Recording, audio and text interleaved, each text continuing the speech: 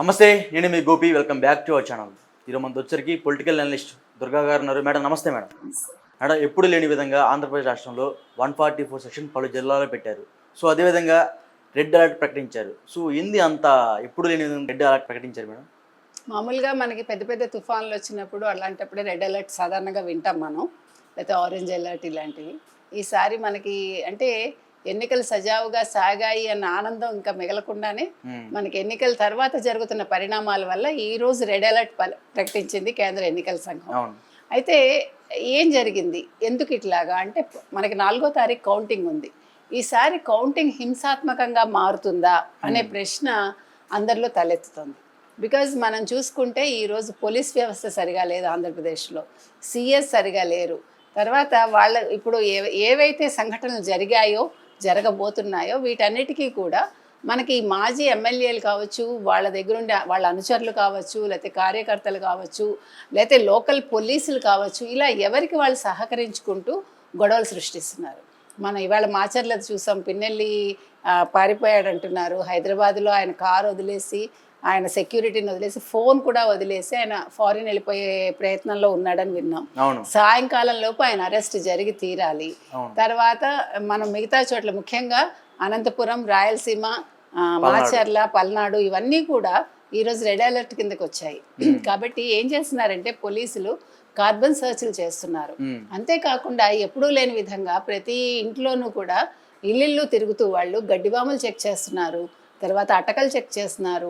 ఎక్కడెక్కడ అసలు ఏమేమి అంటే అవకాశాలు ఉన్నాయో ప్రతి ఒక్కటి విడవకుండా, బాంబులు ఉన్నాయా లేకపోతే మారణాయుధాలు ఉన్నాయా, బాంబులు, కత్తులు, కొడవలు అన్ని దాచిపెట్టారు. అన్ని మారణాయుధాలు అంటే కత్తులు, కొడవళ్ళు, వేట కొడవళ్ళు, లేకపోతే ఇప్పుడు కొత్తగా సమ్మెటలు, సుత్తులు, తర్వాత పెట్రోల్ బాంబులు మనకు దొరికాయి. పెట్రోల్ బాంబులు కూడా మాచర్లోనే ఎక్కడ దొరికాయి, బాగా నర్సరావుపేటలో దొరికాయి. కాబట్టి మాచర్ల ఒకప్పుడు పల్నాటి యుద్ధం మనం విన్నాం. మాచర్ల పౌరుషానికి పేరు, కానీ ఈరోజు సిగ్గుతో తలవంచుకునేలాగా మాచర్లు తయారైంది.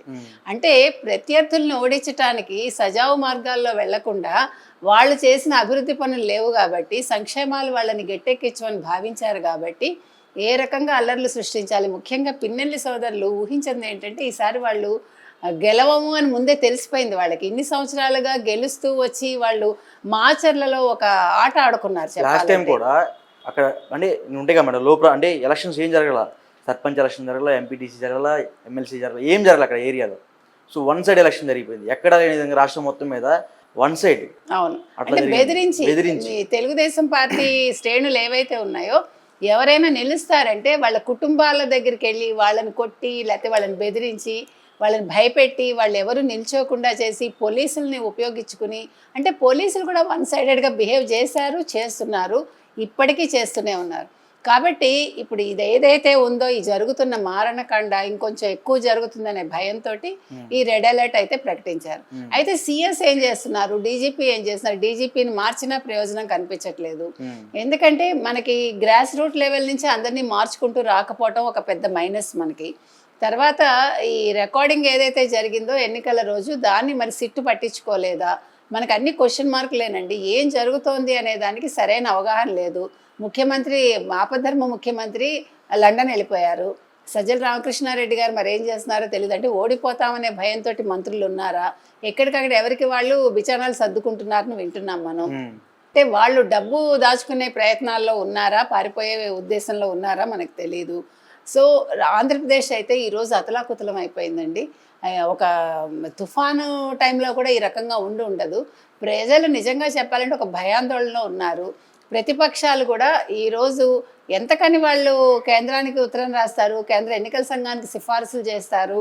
పరిస్థితి ఇలా ఉందని ఎన్నిసార్లు చెప్తారండి, వాళ్ళు దృష్టి పెట్టాలి కదా కేంద్రం. ఇప్పుడు నిన్నటి వరకు బీజేపీ వైసీపీ తోటి ఉంది, ఈరోజు కూటమికి వచ్చినా కూడా మరి కూటమి తోటి వాళ్ళు సజావుగా ఉన్నారా లేదని ఒక సందేహం కూడా మనకు వస్తుంది ఇవన్నీ చూస్తుంటే. అంటే బీజేపీ కూడా ఏ రకంగా ఉంది అనేది ఒక సందేహం. వాళ్ళు వీళ్ళతో మంచిగానే ఉండుండొచ్చు, కానీ సరైన సమయంలో వాళ్ళు ఏ నిర్ణయాలు తీసుకోపోవడంతో ప్రజల్లో ఒక అనుమానం రేకెత్తుతోంది ఈ విషయంలో. ఏంటి అసలు బీజేపీ ఏం చేస్తోంది అన్నదానికి. ఇంకొక విషయం ఏంటంటే ఇప్పుడు ఈ బీజేపీ ఏదైతే ఉందో అసలు సిఎస్ని ఎప్పుడు మార్చాలండి, 6 నెలల క్రితం మార్చాలి. అసలు డీజీపీని కూడా 6 నెలల క్రితం మార్చుంటే ఈ వ్యవస్థను అతను ప్రక్షాళన చేసి సరైన వ్యక్తుల్ని పెట్టి ఉండేవాళ్ళు. లాస్ట్ మినిట్లో ఆయనకి ఆర్డర్స్ ఇస్తే ఆయన మాట ఎవడు వింటలే. ఆయన ఆర్డర్ ఇచ్చినా కూడా నియోజకవర్గాల్లో ఒకళ్ళు సిఐ కానీ ఎస్ఐలు ఎవడు పట్టించుకునే నాదుడు లేడు. మన చైతన్య కేసే మనకు ఉదాహరణ. ఆయనకి అసలు తాడిపత్రి నుంచి వచ్చి పనిచేయాల్సిన పని ఏంటంటే అసలు డీజీపీకి తెలియదు. అంటే వీళ్ళు ఈ వైసీపీ నాయకులు ఎవరైతే ఉన్నారో, ఒక సజ్జల కావచ్చు, ఒక పెద్దారెడ్డి కావచ్చు, వాళ్ళు ఏం చెప్తే అదే నడుస్తోంది అక్కడ. అంటే ఇదంతా కూడా ఒక ఏమనాలి, ఒక లింక్ తోటి పనిచేస్తున్నారు వాళ్ళు. పెద్దారెడ్డి నుంచి, సజ్జల నుంచి జగన్మోహన్ రెడ్డి, అంటే వీళ్ళే ప్రతి ఒక్కటి కూడా వాళ్ళు చెప్తేనే జరుగుతోంది. ఏం జరుగుతుందో వాళ్ళకి తెలుసు. తెలిసి వాళ్ళు ఆమోదముద్రలు ఉండబట్టే వీళ్ళంత ధైర్యంగా చేస్తున్నారు. కాబట్టి ఈ రోజు ఎన్నికలు సజావుగా జరిగాయా లేదా అనేది ప్రశ్నకి సమాధానం 4వ తారీఖున మనకి సాయంకాలం వచ్చే రిజల్ట్ని బట్టే ఉంటుందండి. అంటే సపోజ్ వైసీపీ గెలిస్తే ఎన్నికలు సరిగా జరగలేదని మనం ఖచ్చితంగా చెప్పచ్చు. ఎందుకంటే ఈ జరుగుతున్న పరిణామాలు చూస్తుంటే ఇప్పుడు మనిషి ఓడిపోతానన్న భయంతో కదండి తప్పులు చేస్తాడు, అక్రమాలు చేస్తాడు. ఈ రోజు వైసీపీ చేస్తున్నవన్నీ అవే కదా. ఏమన్నా అంటే తెలుగుదేశం మీద వేస్తోంది. మరి మాచర్లో జరిగిన దానికి సాక్ష్యం మరి తెలుగుదేశం ఏజెంటే కదా సాక్ష్యం. ఆయన మీద గొడ్డల దెబ్బ పడితే అతను అవ్వడమే కాదు, ఈ రోజుకి ఆయన న్యూరో దగ్గరికి వెళ్తున్నాడు, న్యూరో డాక్టర్ దగ్గర. వెళ్ళలేదు. అంటే ఆ పోలీసులు అందరూ కూడా అబద్ధం ఎవరో తెలియని వ్యక్తి వచ్చి చేశారని చెప్తే అసలు ఎట్లా చెప్తారండి? వీళ్ళందరూ ఏం చేస్తున్నారు అంటే ఎవడికి వాడు నిమ్మకు నీరెత్తినట్టు, సర్లే కానీ జరిగేది జరుగుతుంది, ఎలాగ మన ప్రభుత్వం వస్తుంది, ఇలాగే మనం రిగ్గింగ్లు చేద్దాము, లేకపోతే ఏవిఎంలు బద్దలు కొడదాము, లేదా ప్రజల్ని భయభ్రాంతులు చేద్దాం అనుకున్నారో ఏంటో మనకు తెలియదు. ఏదేమైనా కూడా మనకి 4వ తారీఖు లోపు కేంద్ర ఎన్నికల సంఘం తీవ్రంగా దీని మీద దృష్టి పెట్టాలి.